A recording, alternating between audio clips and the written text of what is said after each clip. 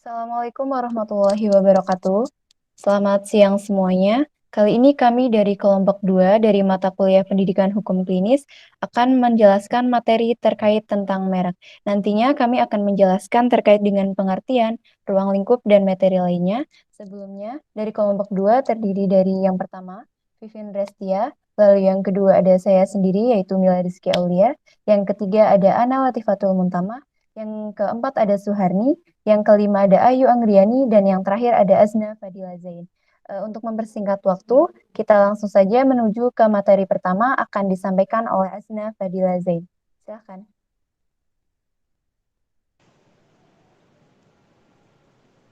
Baik, yang pertama mengenai pengertian merek. Merek merupakan suatu tanda yang dapat menunjukkan identitas barang atau jasa yang menjadi pembeda suatu barang atau jasa dengan barang atau jasa lainnya yang dihasilkan oleh seseorang, beberapa orang, atau badan hukum dengan barang atau jasa yang sejenis milik orang lain, kemudian memiliki kekuatan perbedaan yang cukup yang dipakai dalam produksi dan perdagangan. Mengenai ruang lingkup merek, yang pertama yaitu meliputi merek dagang dan merek jasa. Merek dagang lebih mengarah pada produk perdagangan berupa barang, sedangkan merek jasa lebih terkait dengan produk perdagangan berupa jasa. Nah, merek dagang adalah merek yang digunakan pada barang yang diperdagangkan oleh seseorang atau beberapa orang secara bersama-sama atau badan hukum untuk membedakan dengan barang-barang sejenis lainnya. Kemudian merek jasa adalah merek yang digunakan pada jasa yang diperdagangkan oleh seseorang atau beberapa orang secara bersama-sama atau badan hukum untuk membedakan dengan jasa-jasa sejenis lainnya. Nah, selain merek dagang dan merek jasa tersebut, juga dikenal adanya merek kolektif. Merek kolektif adalah merek yang digunakan pada barang dan atau jasa dengan karakteristik yang sama yang diperdagangkan oleh beberapa orang atau badan hukum secara bersama-sama untuk membedakan dengan barang dan atau jasa sejenis lainnya. Merek kolektif ini dapat berasal dari suatu badan usaha tertentu yang memiliki produk berupa barang dan jasa. Contohnya yaitu merek Asia yang dimiliki oleh perusahaan Bakri Telekom yang digunakan untuk produk barang, telepon Asia atau Wi-Phone atau Wi-Mode, dan produk jasa seperti kartu perdana dan kartu isi ulang. Next. Kemudian mengenai indikasi geografis. Indikasi geografis adalah suatu indikasi atau identitas dari suatu barang yang berasal dari suatu tempat, daerah, atau wilayah tertentu yang menunjukkan adanya kualitas, reputasi, dan karakteristik, termasuk faktor alam dan faktor manusia yang dijadikan atribut dari barang tersebut. Tanda yang digunakan sebagai indikasi geografis dapat berupa etiket atau label yang dilekatkan pada barang yang dihasilkan. Tanda tersebut dapat berupa nama tempat, daerah atau wilayah, kata, gambar, huruf, atau kombinasi dari unsur-unsur tersebut. Pengertian nama tempat dapat berasal dari nama yang tertera dalam peta geografis atau nama yang karena pemakaian secara terus-menerus sehingga dikenal sebagai nama tempat asal barang yang bersangkutan atau indikasi asal. Selanjutnya akan dijelaskan oleh teman saya. Selanjutnya yakni terkait dengan pendaftaran merek. Yang pertama itu ada pemeriksaan administratif, di mana pemeriksaan administratif ini merupakan pemeriksaan yang dilakukan oleh Direktoral Jenderal atau Ditjen HKI berkenaan dengan kelengkapan persyaratan pendaftaran merek. Apabila terdapat kekurangan dalam hal kelengkapan persyaratan, maka Ditjen HKI meminta agar kelengkapan persyaratan tersebut dipenuhi dalam waktu paling lama 2 bulan terhitung sejak pengiriman surat permintaan untuk memenuhi kelengkapan persyaratan tersebut. Akan tetapi, apabila kekurangan tersebut berkenaan dengan hak prioritas atau permohonan berasal di luar wilayah Indonesia, maka kelengkapan diberi waktu selama 3 bulan. Next.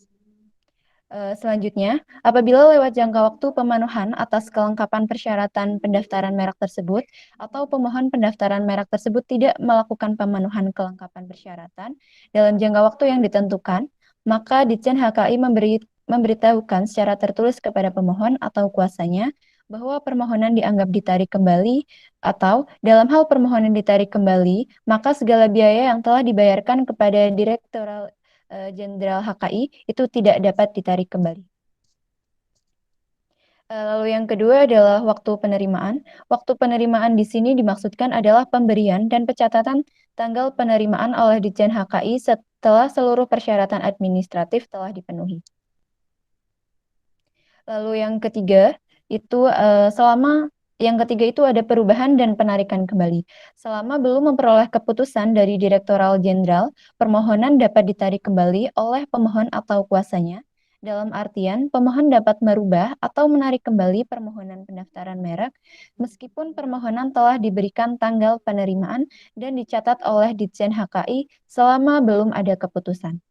Selanjutnya yaitu perubahan atas permohonan hanya diperbolehkan terhadap penggantian nama dan atau pemohon atau kuasanya dan apabila penarikan kembali atas permohonan tersebut dilakukan oleh kuasanya, maka harus dilakukan berdasarkan surat kuasa khusus. Yang selanjutnya yakni terkait dengan pemeriksaan substantif. Pemeriksaan substantif tersendiri itu merupakan pemeriksaan yang dilaksanakan oleh pemeriksa oleh Ditjen HKI terhadap permohonan pendaftaran merek berkenaan dengan apakah merek tersebut dapat didaftarkan, tidak dapat didaftarkan, atau ditolak. Setelah melakukan pemeriksaan substantif, pemeriksa wajib melaporkan hasil pemeriksaan kepada Ditjen HKI tentang apakah merek dapat didaftar atau ditolak.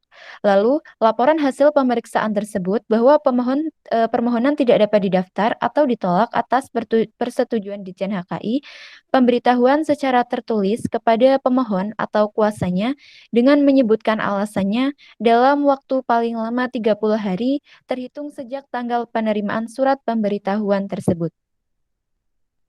Selanjutnya, pemohon atau kuasanya dapat menyampaikan keberatan atau tanggapannya dengan menyebutkan alasannya. Apabila pemohon atau kuasanya tidak menyampaikan keberatan atau tanggapan setelah adanya surat pemberitahuan tertulis atau merek yang tidak dapat didaftar atau ditolak, maka Ditjen HKI menetapkan keputusan tentang penolakan permohonan tersebut.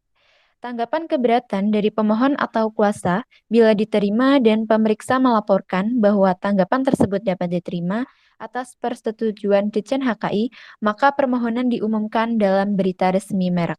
Lalu selanjutnya, apabila pemeriksa melaporkan bahwa tanggapan tersebut tidak dapat diterima atas persetujuan Ditjen HKI, ditetapkan keputusan tentang penolakan permohonan tersebut dan segala biaya yang telah dibayarkan tidak dapat ditarik kembali. Lalu yang kelima adalah pengumuman permohonan.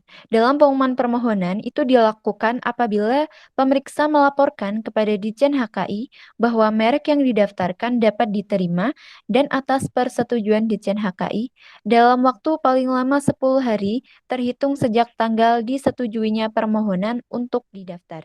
Lalu, Ditjen HKI mengumumkan permohonan tersebut dalam berita resmi merek.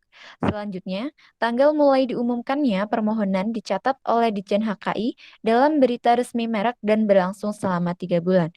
Pengumuman dilakukan dengan menempatkan berita resmi merek yang diterbitkan secara berkala oleh Ditjen HKI dan atau menempatkannya pada sarana khusus yang mudah dilihat oleh masyarakat. Pengumuman dilakukan oleh Ditjen HKI dengan mencantumkan hal atas merek yang diterima, berupa yang pertama, nama dan alamat lengkap pemohon, termasuk kuasa apabila permohonan diajukan melalui kuasa. Lalu yang kedua, kelas dan jenis barang dan atau jasa bagi merek yang dimohonkan pendaftarannya. Lalu yang ketiga ada tanggal penerimaan, yang keempat ada nama negara, dan tanggal penerimaan permohonan yang pertama kali dalam hal permohonan diajukan dengan menggunakan hak prioritas. Lalu yang selanjutnya yaitu terkait dengan contoh merek, termasuk keterangan mengenai warna dan apabila etiket merek merupakan bahasa asing dan atau huruf selain huruf Latin dan atau angka yang tidak lazim digunakan dalam bahasa Indonesia, disertai terjemahannya ke dalam bahasa Indonesia. Huruf Latin atau angka yang lazim tidak digunakan dalam bahasa Indonesia, serta cara pengucapannya dalam ejaan latihan. Next. Dalam waktu paling lama 30 hari, terhitung sejak tanggal berakhirnya jangka waktu pengumuman, Ditjen HKI menerbitkan dan memberikan sertifikat merek kepada pemohon atau kuasanya. Selanjutnya akan disampaikan oleh teman saya. Selanjutnya yaitu fungsi merek. Yang pertama, fungsinya itu sebagai barang atau jasa yang dihasilkan. Yang kedua, sebagai jaminan atau mutu barangnya. Yang ketiga, sebagai tanda pengenal. Berfungsi untuk membedakan hasil produksi yang dihasilkan seseorang atau badan hukum dari produk orang lain atau badan hukum lainnya. Yang terakhir itu sebagai alat promosi barang atau jasa, sehingga mempromosikan hasil produksinya cukup dengan menyebutkan mereknya. Selanjutnya permohonan pendaftaran merek. Yang pertama, permohonan itu permintaan pendaftaran merek diajukan secara tertulis kepada Ditjen.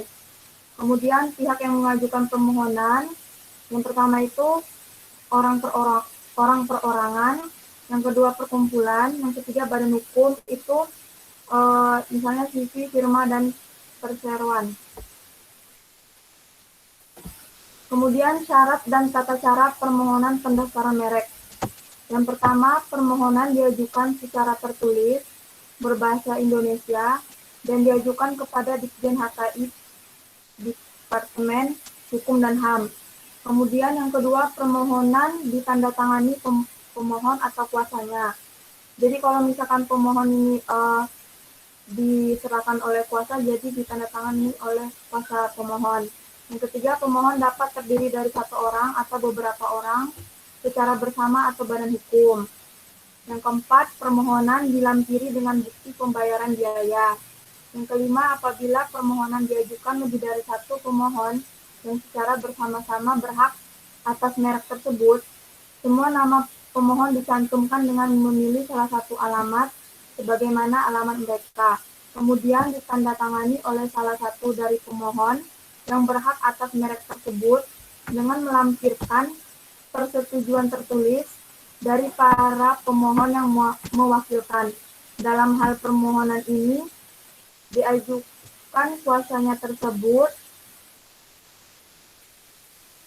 ditandatangani oleh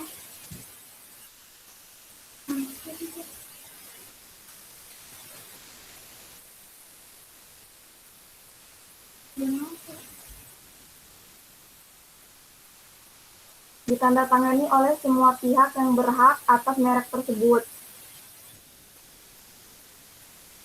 Yang selanjutnya, pemohon yang diajukan oleh pemohon yang berkedudukan di luar wilayah NKRI.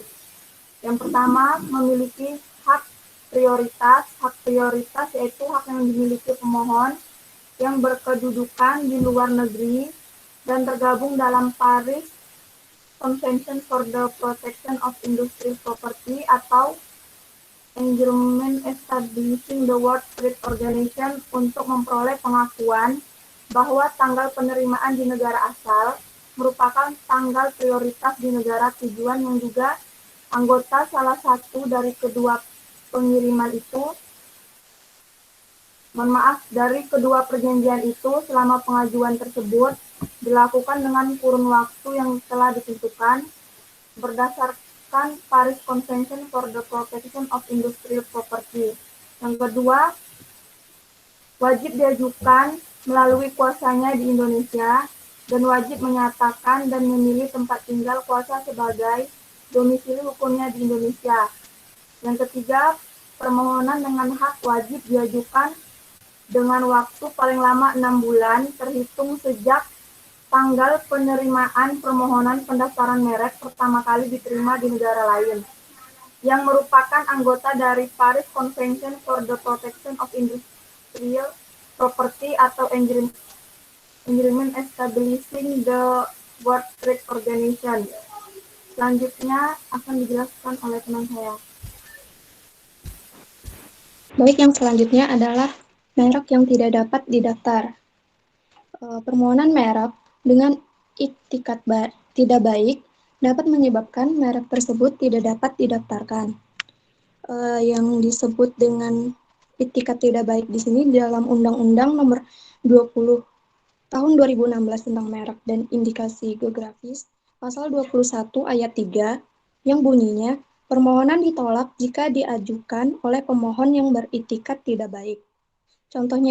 Contohnya adalah ketika merek dagang A yang sudah begitu dikenal secara umum oleh masyarakat selama bertahun-tahun, kemudian ditiru sedemikian rupa sehingga memiliki persamaan pada pokoknya atau keseluruhannya dengan merek dagang A tersebut.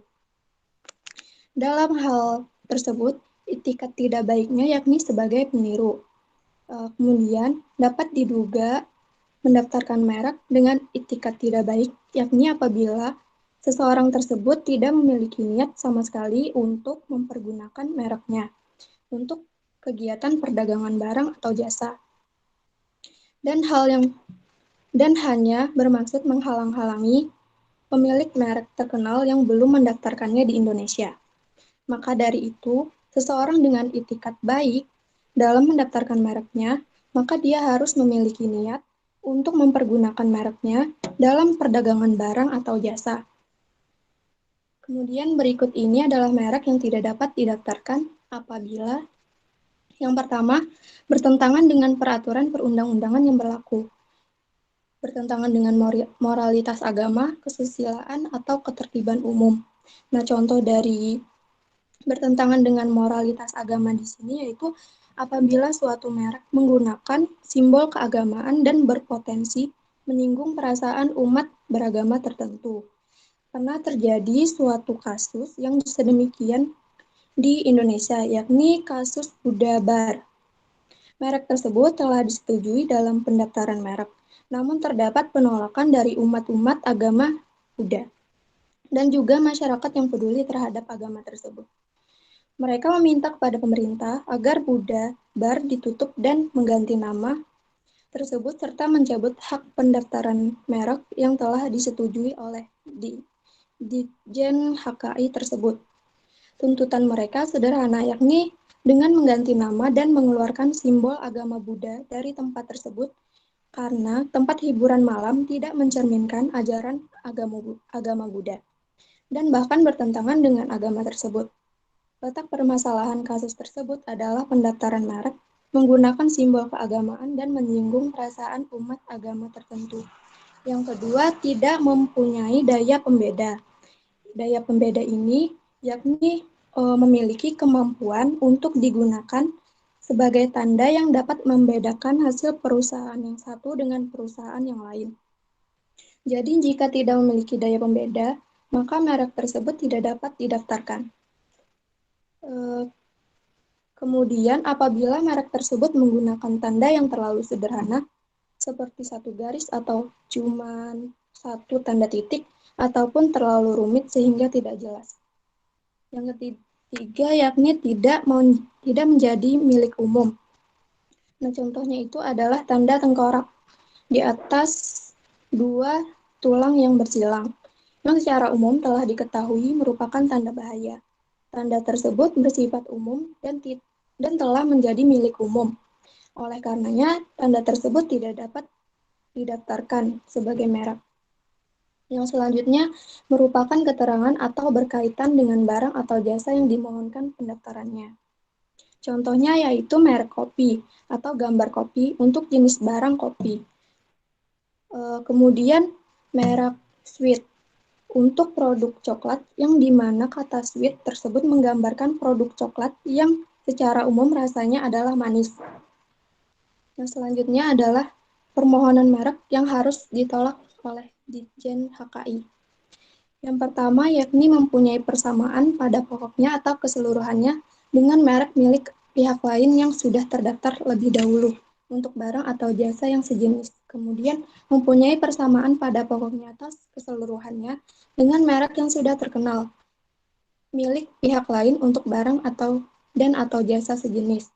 Kemudian mempunyai persamaan pada pokoknya atau keseluruhannya dengan indikasi geografis yang sudah dikenal.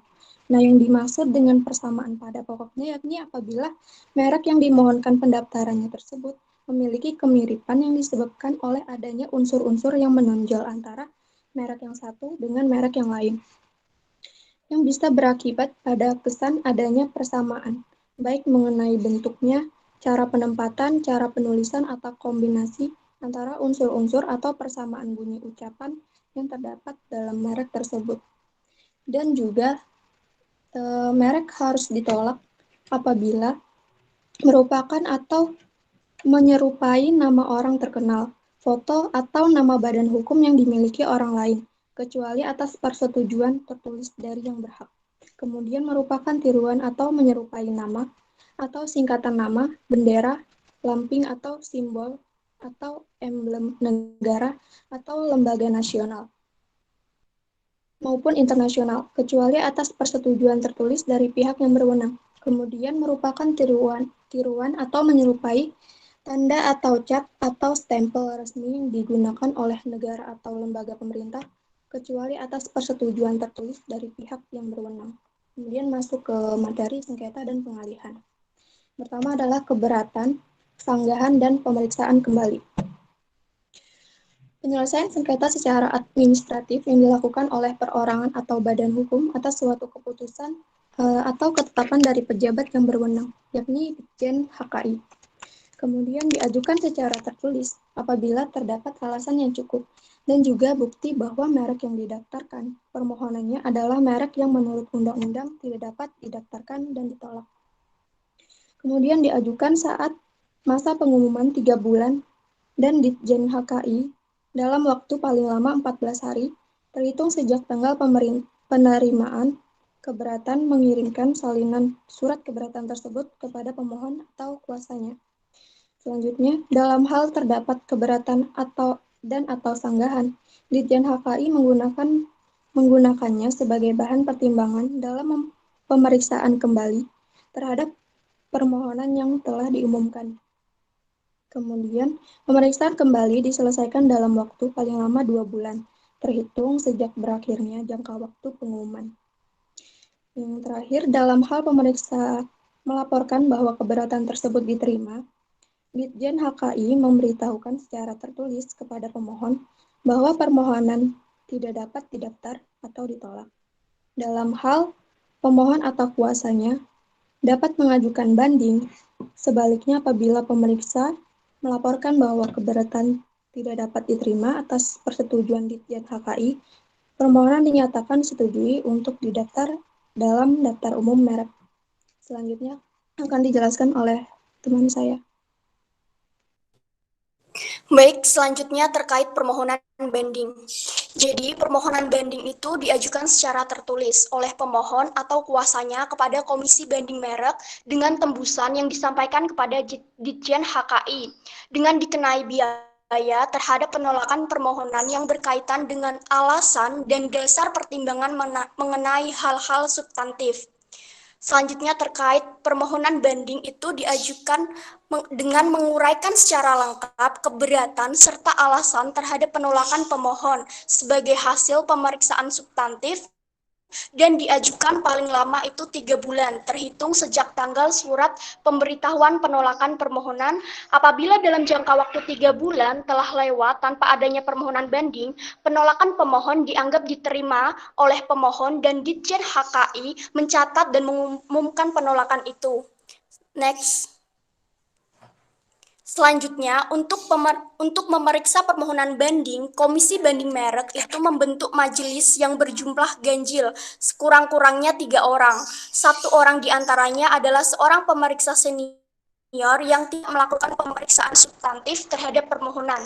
Keputusan Komisi Banding Merek diberikan dalam waktu paling lama 3 bulan terhitung sejak tanggal penerimaan permohonan banding, dan dalam hal Komisi Banding Merek mengabulkan permohonan banding, Ditjen HKI melaksanakan pengumuman permohonan pendaftaran itu kecuali terhadap permohonan yang telah diumumkan dalam berita resmi merek. Sebaliknya, dalam hal Komisi Banding Merek menolak permohonan banding, pemohon atau kuasa dapat mengajukan gugatan atas putusan penolakan permohonan banding kepada pengadilan niaga dalam waktu paling lama 3 bulan terhitung sejak tanggal diterimanya keputusan penolakan tersebut. Selanjutnya terhadap putusan pengadilan niaga hanya dapat diajukan kasasi. Next. Selanjutnya terkait jangka waktu dan perpanjangan waktu perlindungan merek terdaftar. Merek terdaftar itu mendapat perlindungan hukum untuk jangka waktu 10 tahun sejak tanggal penerimaan, dan jangka waktu perlindungan itu dapat diperpanjang untuk jangka waktu yang sama.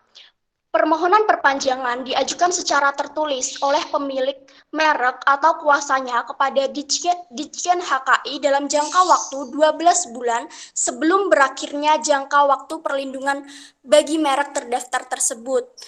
Permohonan perpanjangan itu disetujui apabila yang pertama, merek yang bersangkutan masih digunakan pada barang atau jasa sebagai mana disebut dalam sertifikat merek tersebut diproduksi dan diperdagangkan. Perpanjangan jangka waktu perlindungan merek terdapat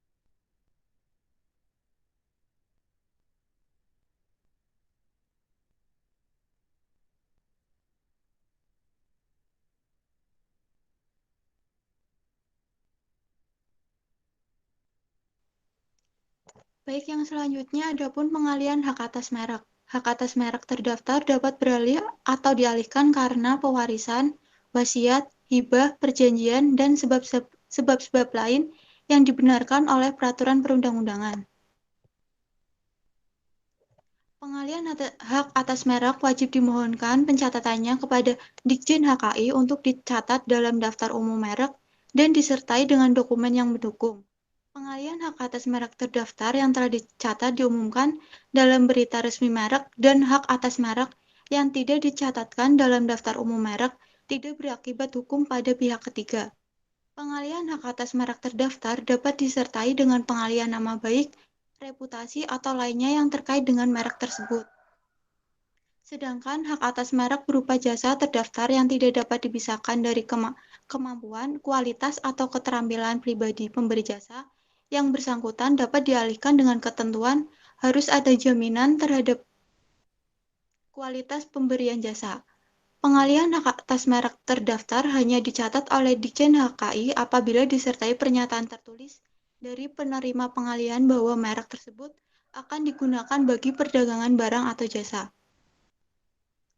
Adapun penyelesaian sengketa, pemilik merek dapat mengajukan gugatan kepada pengadilan niaga terhadap pihak lain yang secara tanpa hak menggunakan merek yang mempunyai persamaan pada pokoknya atau keseluruhannya untuk barang atau jasa yang sejenis berupa gugatan ganti rugi dan penghentian semua perbuatan yang berkaitan dengan penggunaan merek tersebut.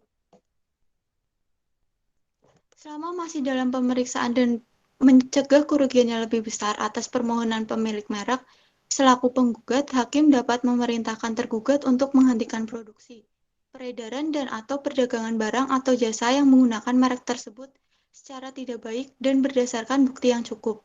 Pihak yang haknya dirugikan dapat meminta hakim pengadilan niaga untuk menerbitkan surat penetapan sementara tentang 1. Pencegahan masuknya barang yang berkaitan dengan pelanggaran hak merek, 2. Penyimpanan alat bukti yang berkaitan dengan pelanggaran hak atas merek. Putusan pengadilan niaga hanya dapat diajukan kasasi yang diajukan paling lama 14 hari setelah tanggal putusan yang dimohonkan kasasi diucapkan atau diberitahukan kepada para pihak dengan mendaftarkan kepada panitera yang telah memutus gugatan tersebut. Selain penyelesaian gugatan, para pihak dapat menyelesaikan sengketa melalui arbitrase atau alternatif penyelesaian sengketa.